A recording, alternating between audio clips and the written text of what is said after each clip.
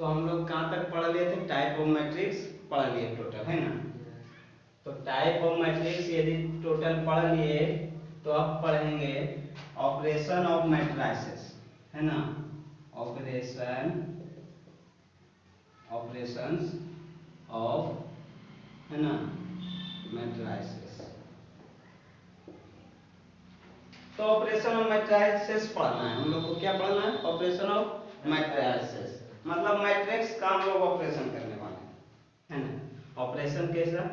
तो जोड़, घटाव, गुना, है ना, इक्वल, है ना।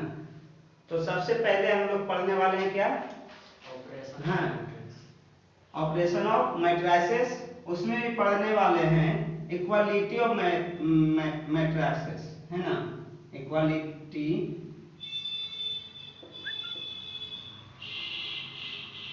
ऑफ मैट्रिसेस, है ना। Equality of matrices. तो इसमें क्या रहेगा ना, दो मैट्रिक्स दिया रहेगा। कितना मैट्रिक्स? दो मैट्रिक्स दिया रहेगा। उसमें क्या होना चाहिए कि दोनों मैट्रिक्स जो होना चाहिए ना, m क्रॉस n का होना चाहिए, है ना। यदि, है ना, इस तरह से लिख देते हैं a और b समान कोटि का अवयव है। क्या है? समान कोटि का अवयव, है ना। समान कोटि का अवयव है, अवयव है ना। यदि a और b क्या है? समान कोटि का अवयव, मतलब यदि a का कोटि m क्रॉस n है, a का कोटि m क्रॉस n, a का कोटि m क्रॉस n है, तो b का भी क्या होना चाहिए? m क्रॉस n होना चाहिए। a का कोटि यदि a क्रॉस m है तो b का भी क्या होना चाहिए? m क्रॉस n, है ना। इसका m क्रॉस n है और b का भी क्या होना चाहिए? m क्रॉस n ही होना चाहिए। तब तो हम इक्वालिटी देखेंगे, नहीं तो इक्वालिटी चेक नहीं करेंगे। सबसे पहले क्या होना चाहिए? a और b दो समान कोटि का अवयव होना चाहिए। उसके बाद बोलेगा कि यदि a और b आपस में बराबर है, यदि मैट्रिक्स A बराबर क्या है? मैट्रिक्स B, तो इसका एक शर्त है, ये दोनों तभी बराबर होगा जब, है ना, जब क्या होना चाहिए? मान लेते हैं कि ये 2 क्रॉस 2 का है और ये भी 2 क्रॉस 2 का है, आपस में क्या है? बराबर है ना। तो A11, A12, A13, A21 ना होगा, A21, A22 बराबर किसके होगा बाबू? है ना, B11, B12, B21, B22, है ना।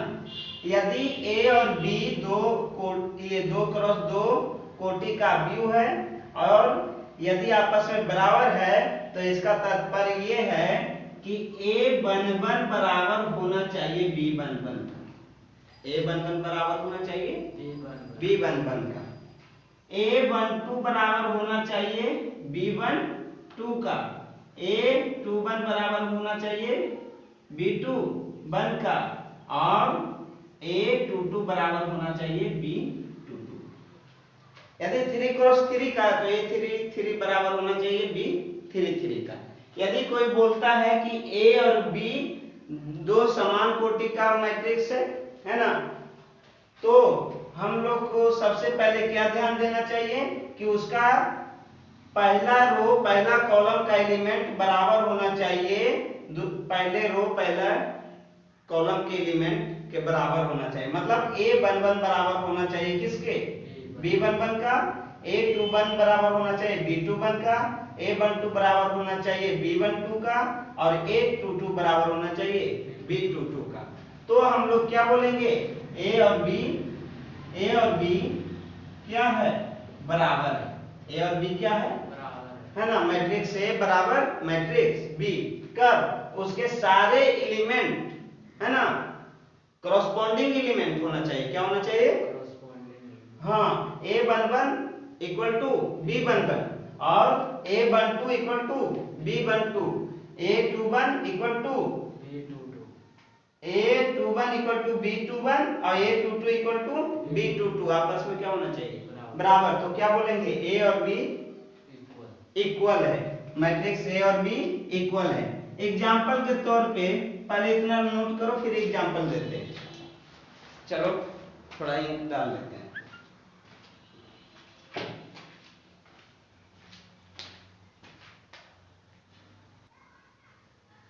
चलो तो नोट कर लिया, है ना। तो हम लोग क्या देख रहे थे? इक्वालिटी ऑफ मैट्रिसेस, मतलब दो मैट्रिक्स आपस में बराबर कब होगा। तो याद रखना, दो मैट्रिक्स आपस में बराबर तभी होगा जब उसका करस्पॉन्डिंग एलिमेंट जो होगा क्या होगा? इक्वल होगा। क्या होगा? इक्वल, है ना। यदि हम एक एग्जांपल के तौर पे लेते हैं, कोई एग्जांपल, है ना, यदि हम बोल दिए कि यदि, है ना, A और B इक्वल है, A और B क्या है? इक्वल है ना, A और B इक्वल है ना, या समान अवयव है। क्या है? समान अवयव है।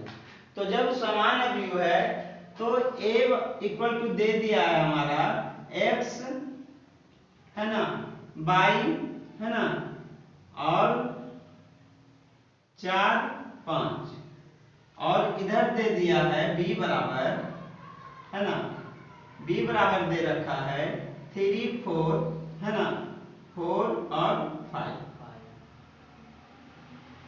चलो इधर भी देख लेते हैं। तो क्या हो जाएगा? हम लोग यदि बोलेगा x इक्वल टू भाट और y इक्वल टू भाट, या x y का मान ज्ञात करें। क्या करेंगे? x y का मान ज्ञात करें। तो यहाँ बोल दिया a और b आपस में क्या है? इक्वल है।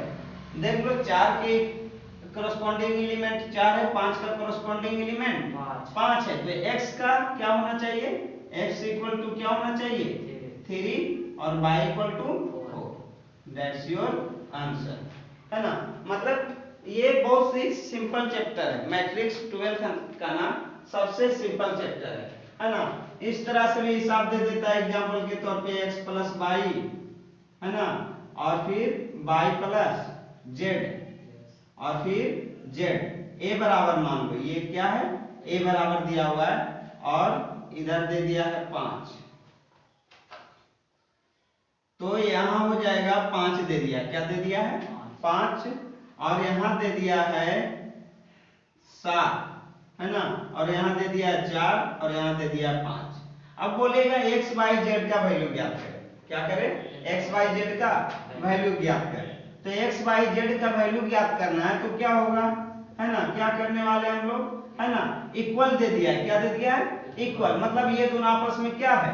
इक्वल है ना, क्या है? इक्वल है। तो यदि a और तो z इक्वल टू कितना हो जाएगा? 4 हो जाएगा। z इक्वल टू 4, क्योंकि इक्वल है तो z इक्वल टू कितना हो जाएगा? 4, है ना। अब z इक्वल टू 4 हो गया, और y plus z equal to कितना हो जाएगा? 7, है ना। तो z का वैल्यू इसमें रखेंगे समीकरण 1 में, है ना। तो z का मान रखने पर, z का मान रखने पर तो कितना हो जाएगा, है ना। इसमें कुछ दिया है x y और z का मान ज्ञात करें। क्या करें? मान ज्ञात करें, है ना। Find the value of x y z, है ना। तो z इक्वल टू कितना आ गया हमारा? 4 आ गया, और y plus z equal to 7, और z का वैल्यू पता है कितना है ना, 4 ना। तो y इक्वल टू कितना आ गया? 3, है ना। अब y इक्वल टू 3 आ गया, x plus y equal to कितना है? 5, है ना, इक्वेशन सेकेंड। तो x का या y का मान रखने पर, y का मान रखने पर तो क्या हो जाएगा बताओ? x plus y equal to कितना है? 5 ना, और y का वैल्यू हम लोग ला चुके हैं कितना? 3, तो 3 यहाँ पुट करेंगे 5 है ना, तो इधर साफ कर लेते हैं। तो ये क्या हो जाएगा x इक्वल टू 2। तो हमारा फाइनल आंसर क्या आ गया x equal to 2, y equal to 3 और z इक्वल टू 4। ये हमारा क्या हो गया आंसर हो गया। ये हमारा एग्जाम्पल हो गया इक्वालिटी का, है ना। और भी बहुत हल्का हल्का चिंदी चिंदी देता है सब एग्जाम्पल। एग्जाम में जो है ना ऑब्जेक्टिव इस टाइप का आते रहता है, बहुत सारा ऑब्जेक्टिव मिलेगा, है ना। मैट्रिक्स से ऑब्जेक्टिव जो है इक्वालिटी पे ही देता है ज्यादातर, है ना। तो इक्वालिटी पे क्या देता है x plus Y equal to 5 दे रखा है, y plus Z equal to 7 दे रखा है, z इक्वल टू 4 दे रखा है, और x y और z का मान ज्ञात करें। तो x y z का मान हम लोग ज्ञात करेंगे। तो x z का क्या हो गया 4 हो गया, है ना। z का क्या हो गया 4 हो गया। अब z का वैल्यू हम लोग इसमें डाल देंगे तो इससे y का मान निकल गया, है ना। y plus Z equal to 7, z का मान रखने पर, या ऐसे भी लिख सकता है समीकरण 1 में रखने पर, समीकरण 1 में रखने पर। उसके बाद यहाँ भी लिख सकता है y का मान समीकरण 2 में रखने पर, है ना। तो y का मान निकल जाएगा। फाइनल आंसर हमारा आ गया x equal to 2, y equal to 3 और z इक्वल टू 4। तो इस तरह से हम लोग बनाएंगे।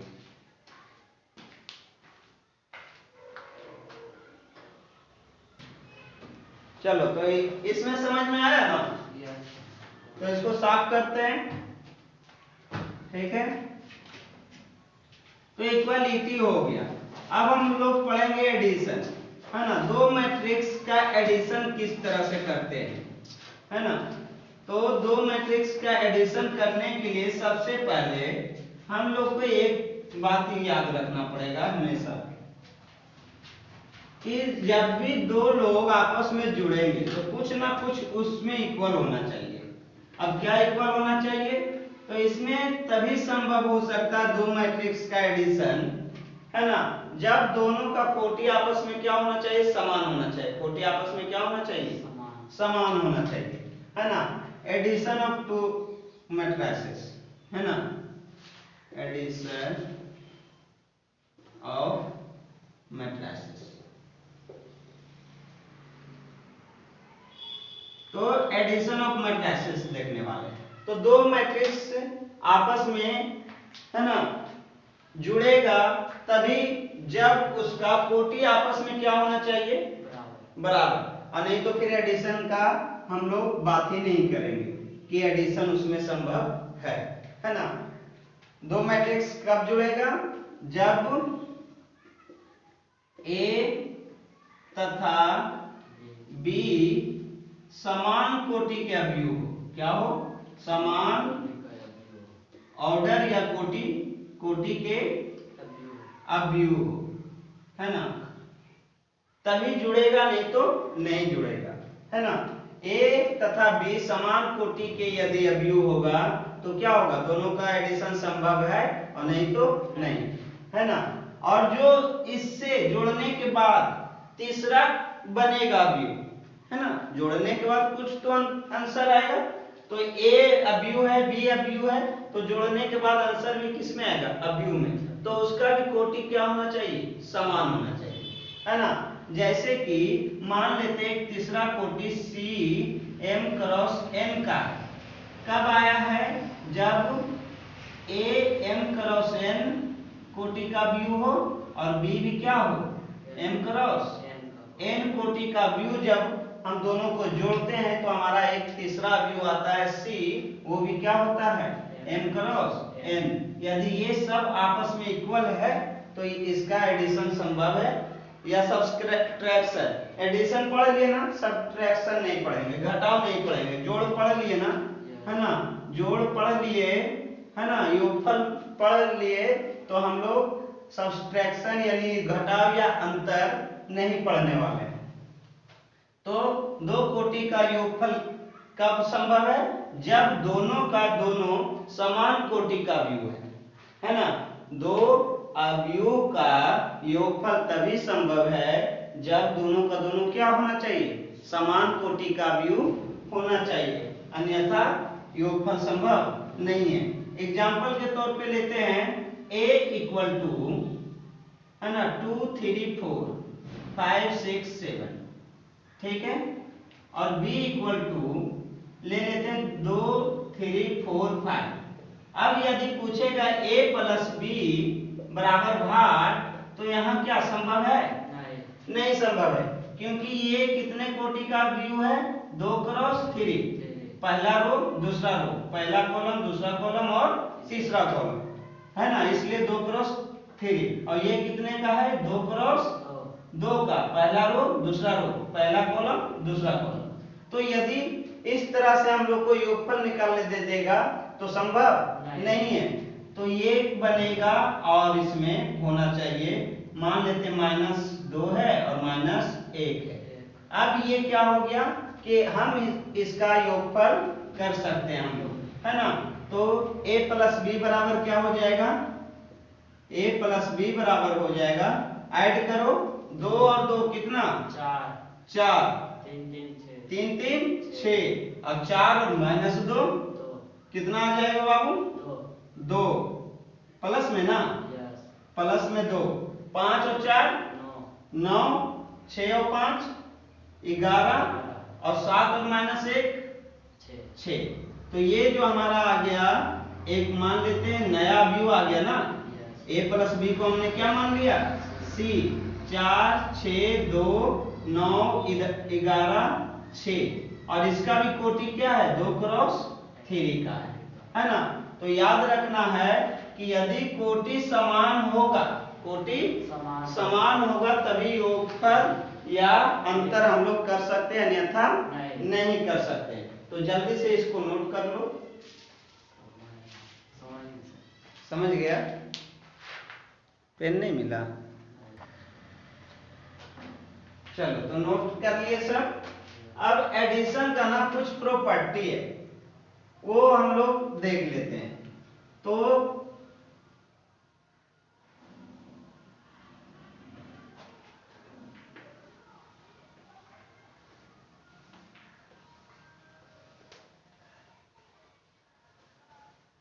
कुछ प्रॉपर्टी देख लो, उसके बाद आगे बढ़ेंगे, है ना। स्केलर पे जाएंगे। तो एडिशन ऑफ मैट्रिक्स का प्रॉपर्टीज देख लेते हैं, है ना, प्रॉपर्टीज। तो पहला प्रॉपर्टीज क्या होता है कि क्रम विनिमय होता है। क्या होता है? क्रम विनिमय, या कम्यूटेटिव बोलेंगे। क्या बोलेंगे? कम्यूटेटिव। क्रम विनिमय 8 7 में हम लोग 8 7 से शायद पढ़ना है ना। तो क्रम विनिमय, तो a plus B equal to होता है b प्लस ए, है ना। पहले a को जोड़ दो b में, या b को जोड़ दो a में, दोनों आपस में क्या होना चाहिए? बराबर ही आएगा। जिस तरह से हम लोग 2 + 3 करते हैं, या 3 + 2, वो भी क्रम विनिमय है। दूसरा, तीसरा प्रॉपर्टी सहचर्य। क्या? सहचर्य, है ना, एसोसिएटिव, है ना, सहचर्य। तो सहचर्य क्या होता है बाबू? है ना, a प्लस बी करने के बाद हम लोग c करें, है ना, या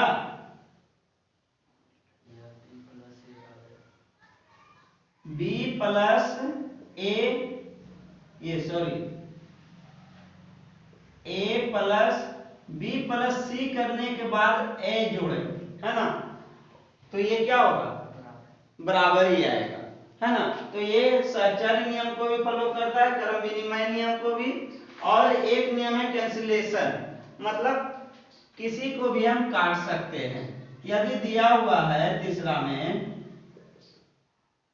कि a प्लस बी बराबर दे दिया है b प्लस सी, तो ये a प्लस बी यदि b प्लस सी के बराबर है, तो हम लोग दोनों को कैंसिल करके लिख सकते हैं कि a बराबर c होगा। a बराबर क्या होगा? c। तो ये प्रॉपर्टी 3 है इसका, तीनों को नोट कर लो जल्दी से।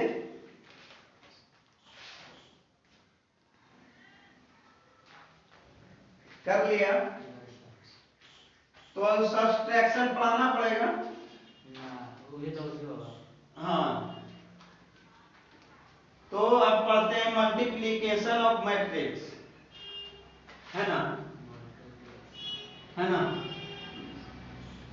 क्या पढ़ेंगे? मल्टीप्लिकेशन ऑफ मैट्रिक्स, मतलब कि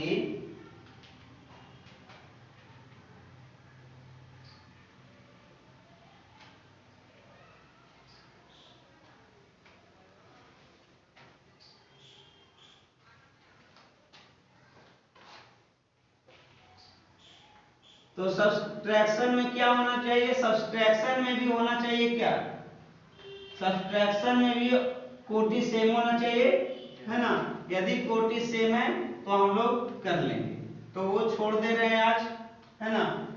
जब किताब पे आएंगे तो वो क्लियर कर लेंगे। तो अब हम लोग पढ़ने वाले हैं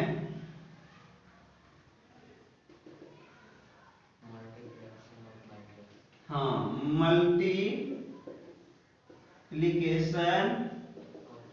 ऑफ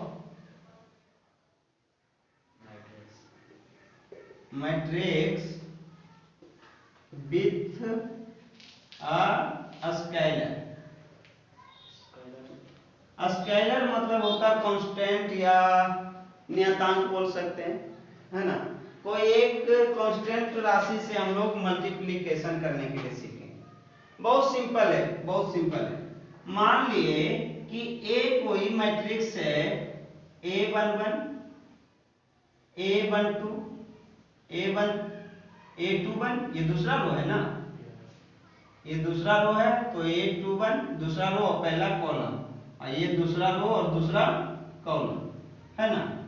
अब इसमें कोई अचर राशि से गुना करना है ना, या कोई भी राशि हो, चर हो या अचर हो, किसी से भी गुना करना। हम एक चर राशि ले लेते हैं और कोई किसी ने पूछ दिया कि a यदि a इक्वल टू इतना, है ना, a इक्वल टू इतना दिया हुआ है, तो बताओ कि k a इक्वल टू कितना होगा, है ना, k a इक्वल टू कितना होगा।